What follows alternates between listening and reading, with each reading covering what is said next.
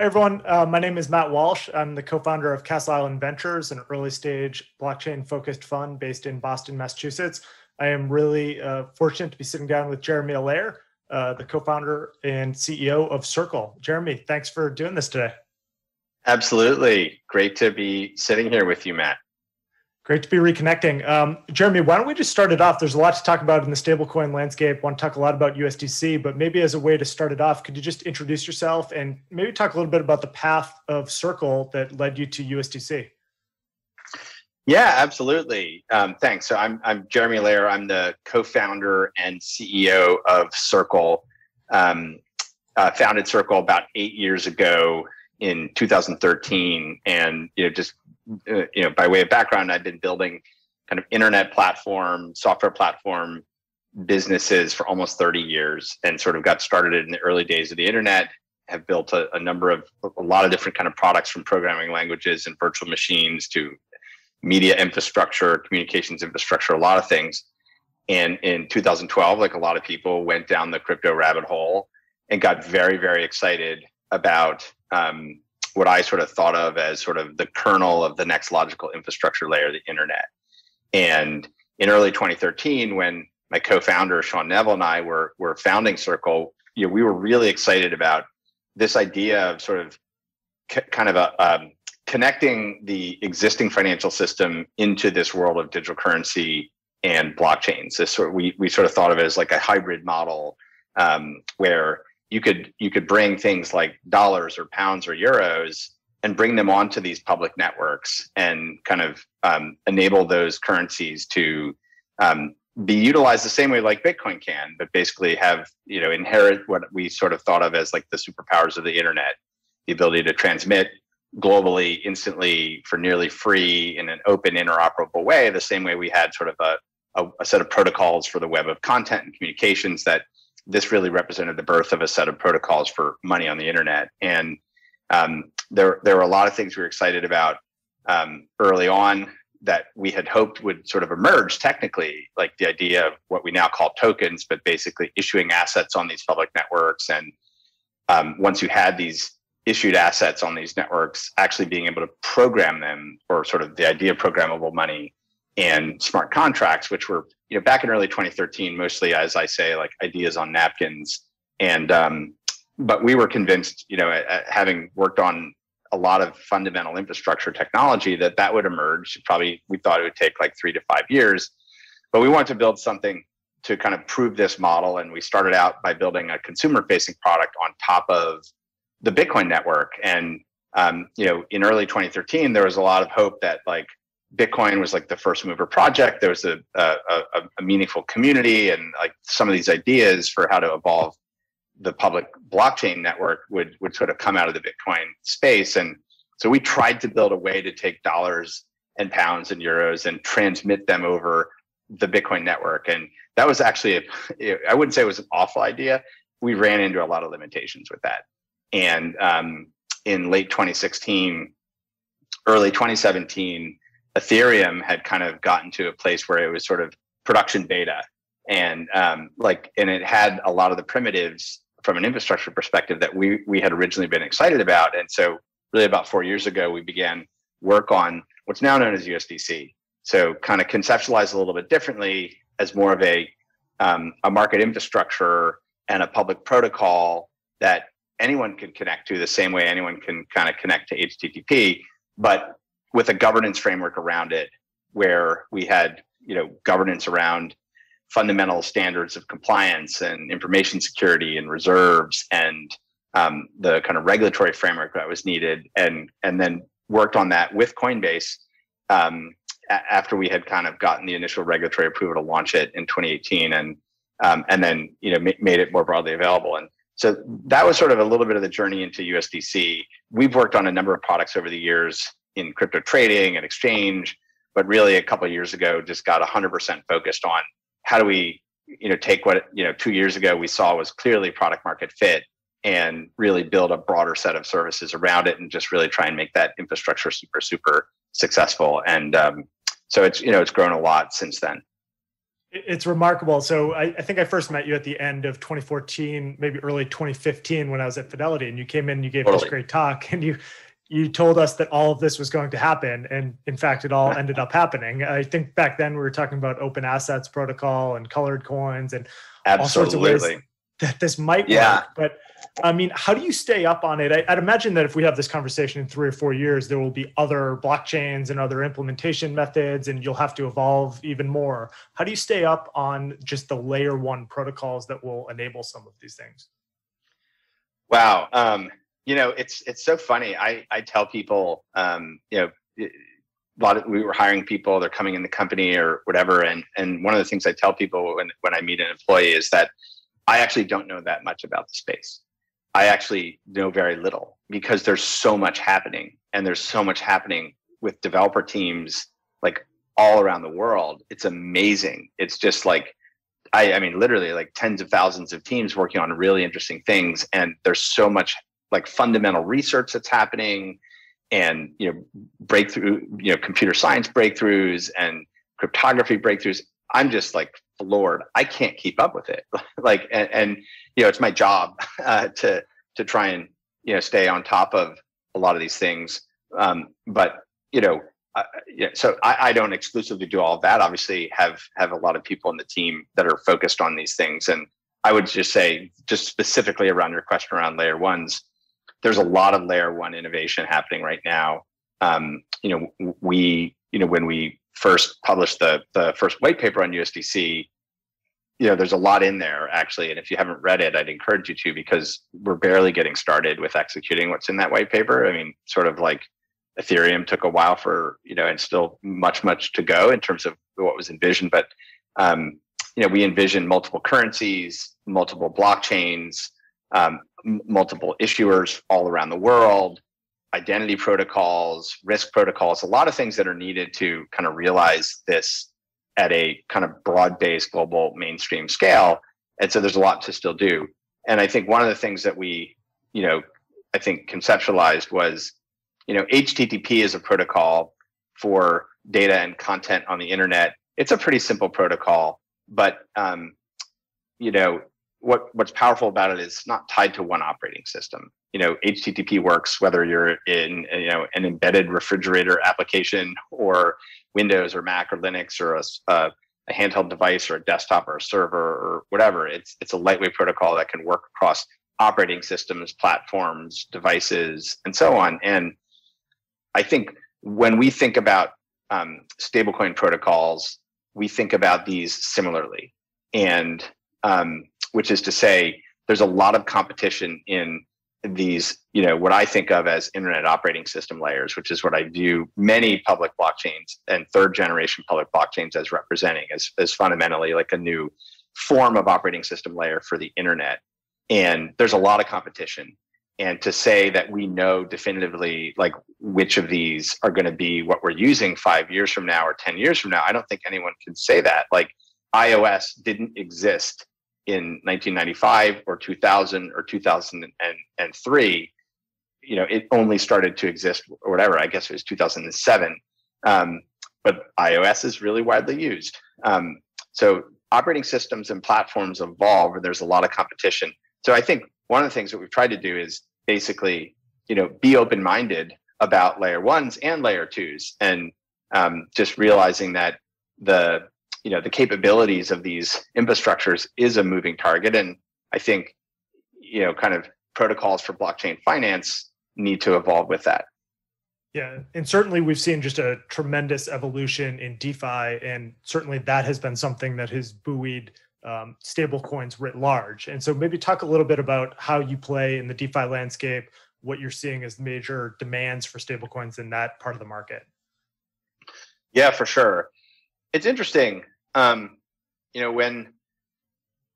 we started working on this, it was at a time when there were a lot of very nascent projects in DeFi. In fact, I don't remember exactly, like the DeFi phrase kind of emerged from a number of the really early communities like Maker and others who were, trying to work on top of Ethereum principally, and I think around the same time we were just introducing USDC, and I think we were really excited because if you read the original Ethereum white paper, the sort of decentralized finance is a big theme there, and it was also something when we founded Circle that we thought was really important. This idea that autonomous machines on the internet could intermediate capital and provide a fair way for everyone in the world to access that was really powerful. And the idea that financial services delivery could move from, kind of traditional institutions into, open and transparent, code is law is a really powerful concept. So we were always really enthusiastic about it conceptually. And then when a lot of DeFi projects emerged, we just really made it a priority to connect with those teams, make sure USDC was supported. And I think the fact that Coinbase was supporting it and made it really easy for individuals, at least in many parts of the world, to kind of access USDC was also really powerful for that. And I think it's really popular in DeFi in part because it's one of the only stablecoins that has really easy, straightforward ways to create it and redeem it at par at no cost. And that was one of the kind of covenants that we wanted to make to the market, was that you could do that. And it was really transparent, and it was clear, like it was inside the US banking system. It was, compliant. People knew what it was, much more so than I think some other projects. And then I think also just the focus on working with these teams was really important and remains really important for us. And so now today, I don't have the data, but I think USDC is the largest stablecoin in use in terms of value in a lot of different DeFi projects and protocols. And we're excited to keep working on that. And there's a lot of work to do as you think about DeFi going from kind of where it is today to something that people and businesses all around the world are connecting to and using and tapping into. There's a lot of standards work and kind of efforts to make that a lot easier. It's I think the exact number, I checked your website before we started, was $26.7 billion of USDC in circulation, which is just incredible, especially when you compare it to where it was last year, which was probably the low single digits. So it's been an incredible year. And DeFi is one part of that story, but if you look at the use cases for public blockchains and the things that they are disrupting, whether that be money or internet architecture itself or financial services, the commonality is that you really need to have a stable coin to do a lot of these things, or there's the desire for a stable coin. And so, I'm curious how you frame this market. You alluded to some of the competitors, some of the different ways to create a stable coin or implement a stable coin. How do you think about just the taxonomy right now in which you're competing? Yeah. I mean, I think that they're sort of kind of unregulated, reserved, kind of fiat reserved. There's regulated, fiat reserved. And then there's a lot of experimentation in crypto collateralized models that are in some cases hybrids of, USDC is collateral, and then there's some other incentive mechanism, bonding curve, other things there. I think, our view is that, to kind of connect everyone in the world to this as a payment medium and as a financial services delivery medium, we definitely need really, really strong interoperability with existing central bank money and the existing international banking system. That's really important. And so that's really where we've focused right now, is on making that work well. And I think there's a lot of room to grow there, like a huge amount of room to grow there. The way we think about it is, today, commercial bank electronic money is about $130 trillion in the world. And so that's fractional reserve bank money. So that most of it's money created by banks, and then, with a base amount of central bank money underneath it, but it's a huge amount. And I think that, kind of fiat digital currency models are ultimately a superior electronic medium to fractional reserve commercial bank money. And so I think there's a lot of room to grow from 100 billion, to I think eventually many trillions of dollars of value in not just dollars, but in other currencies as well.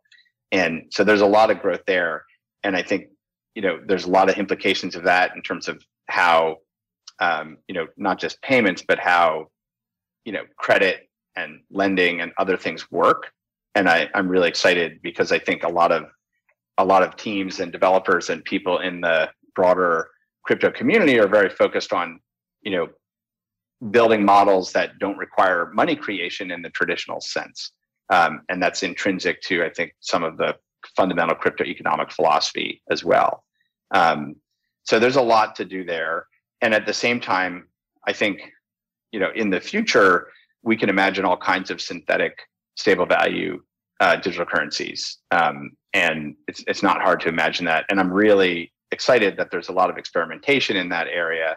But I also think even with that, even if there are really, really successful models of that, I still think you need a full reserve model that is connected to the, existing central bank money and that works on the public internet. So that's a really interesting thread, and tease that out a little bit. I think there are so many use cases for stablecoins where if you actually start to use them, you will realize this is actually 10 times better than the way I was doing it before. I mean, I'll give you an example is that we are increasingly funding venture transactions using USDC, and we have portfolio companies that are actively using USDC as part of their treasuries. I know you have big news with Visa and high yield savings accounts as well. So maybe talk about some of the kind of non-DeFi aspects that are driving some of that growth in USDC. Yeah, for sure. I mean, it's been fascinating to watch. And, a little bit of the way I think about it is, once you use USDC as a user, whether you're a person or a business or whatever, it is clearly superior to existing forms of electronic money in so many ways. And so that becomes really intuitive to someone who uses it. And actually, I think that partly accounts for why it's so sticky. So USDC in circulation has continued to grow. It grows when markets are up, it grows when markets are down. It just sort of has this growth. And I think, while it is easy to redeem, and people do redeem it at scale all the time, the sort of net circulation grows. And I think part of that is, this is, Metcalfe's law, the more nodes on a network, the more valuable the network. And I think people intuitively experience some of the utility value of it, and then they want to stay in it. And then obviously you now have capital markets being built on top of stablecoins and other crypto assets like DeFi markets and centralized, lending markets. And so there's even more of a reason to stay in it, because you not only have this really, really efficient global payment medium, but you also have a capital market that you can participate in. And that's really, really powerful as well. And I think that this is part of ultimately like a long-term shift as you move to digital currency that is, fundamentally full reserve. The way in which, capital allocation happens, works differently. When you're not doing fractional reserve banking. And I think I think one of the things that, well, anyway, we're getting off on a little bit of thread. I think to answer your question more, more and more businesses are, signing up for accounts and using this because either they as people in the business who are running the business have direct experience with it and are like, this is better, I want to use this, or someone has said, I want to pay you with this. And so we're definitely seeing that effect, sort of increasing utility, increasing value as a payment medium. And then, we're building products very specifically around the, kind of digital currency treasury account use case, because we think more and more businesses, especially internet native businesses, obviously blockchain native businesses, but even more so just if you're running a business on the internet, are going to want to hold more of their payment accounts and treasury and cash in these formats because it's better for business. Yeah, absolutely. I want to shift gears a little bit here. And so you've been someone that's really been at the vanguard of fighting for the industry from a regulatory perspective. You've been in a lot of rooms that I think if people were aware of these rooms that you were in and doing the good work of, fighting for the startups in the space, they would be really happy about it. One thing I want to get your perspective on is the SEC. My legal bill is your legal bill. Exactly. You're fighting the good fight. And along those lines, so I'm sure that you saw SEC Commissioner Gary Gensler's comments earlier this week at the American Bar Association suggesting that certain stable coins, both decentralized and centralized, could fall under being deemed to be securities. And I'm kind of paraphrasing there. But I'm curious your perspective just on what the regulatory landscape looks like right now for stable coins. And what are you worried about? What do you see as the path forward here? Yeah, it's a great question. I mean, clearly, like as stablecoins grow as a payment medium, and as they grow as a monetary instrument that is used in various forms of financial services and the like, and they get larger, absolutely, there's going to be more regulatory engagement. And I think just fundamentally, and this from the history of Circle as well, like our view has always been to kind of be open, transparent, to kind of, as I say, go in through the front door, focus on education and engagement. And I think, right now, there's a high degree of interest in this. And some of it has to do with perceived risks. Are there stable coins that have systemic importance that could disrupt a credit market, or these kinds of questions, or as these grow in scale and circulation, does it create monetary sovereignty risks or fundamental countering terrorism finance risks? Like, these are legitimate questions that people should be paying attention to. And I do think that it's really important for the industry to figure out how to, I'd sort of describe it as partner with governments, because at the end of the day, this isn't about like going and hiding from governments and trying to ignore that there's, a social contract that exists between, building infrastructure that broadly works for society and dealing with those fundamental risks. So just fundamentally, I believe we have to be working through these things and educating. And there's a lot of educating to do. I mean, I think that's one high level comment that I would make, is that a lot of attention, unfortunately, gets either put on like, oh, what's China doing and how should we emulate and try and do that too? As I like to say, the out China strategy that seems to be in vogue with a lot of people, not just in Washington, but in other places. But I think also, an inordinate amount of focus on the risks versus the incredible opportunities that this presents. And so I think a lot of this is education. And I think if you look at from a policy and regulatory perspective, there has been a lot of thinking about stablecoins that's been done by the FSB and the G20, and that's been published through the U.S. Treasury Department and others. And a lot of that we actually agree with. We think, the kinds of, kind of safeguards that you want to put around some of these things, especially if they get super, super big, makes a lot of sense. So I'm actually quite excited, because I think, more than any time in the history of this industry, this is having the impact that, people who run the global and international monetary system are having to figure it out. So the really critical thing in my mind is, open internet innovation, open source innovation, public networks, public blockchains, what you can build on top of that, the openness and programmability of that infrastructure. These are such profound innovations.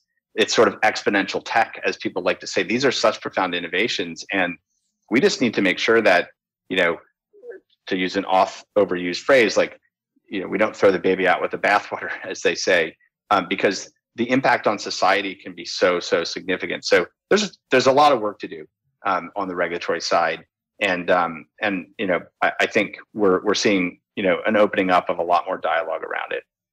Yeah, certainly. From my perspective, at least, some clarity on just what it takes to operate a stable coin and what it takes to actually implement a stable coin in terms of the reserve strategy and what types of assets. That would be a welcome thing. Certainly agree with you that hopefully the baby doesn't get thrown out with the bathwater.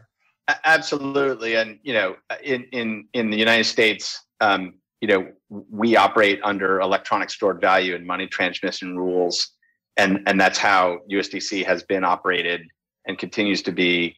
And there is no national framework, right? There is, in other countries, there are regulators who are trying to come up with national frameworks, and there are legislators who are trying to think about what those rules could be. How does it map to existing forms of e-money, or is it a new thing? If it's a new thing, what does that need to look like? Is there a difference between a small one and a large one, or a mega large one? Like, what are the risk thresholds? There's a lot of really good stuff people are talking about, which is necessary.